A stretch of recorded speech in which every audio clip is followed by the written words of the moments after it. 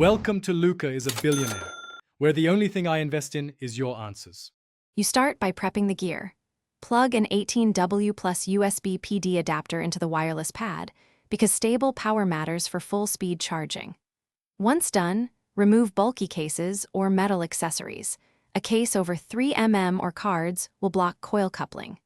Now place your Moto Edge 60 Pro face up on the pad and use the camera module as a quick alignment target. Make sure the phone settles. Firm contact matters, so the charger can detect and begin the handoff.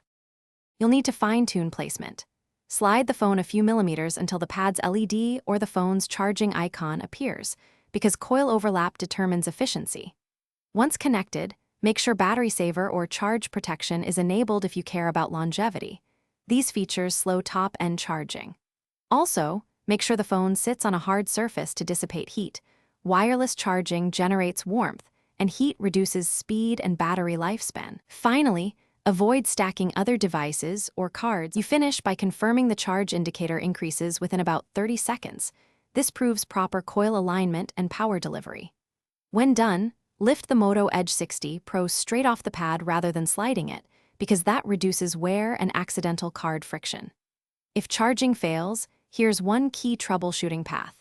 Check the wall adapter and USB cable, verify the pad's LED status, remove any case and magnetic mounts, and restart the phone.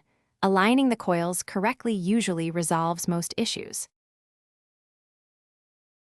Thanks for watching and please subscribe. It's the best investment you'll ever make.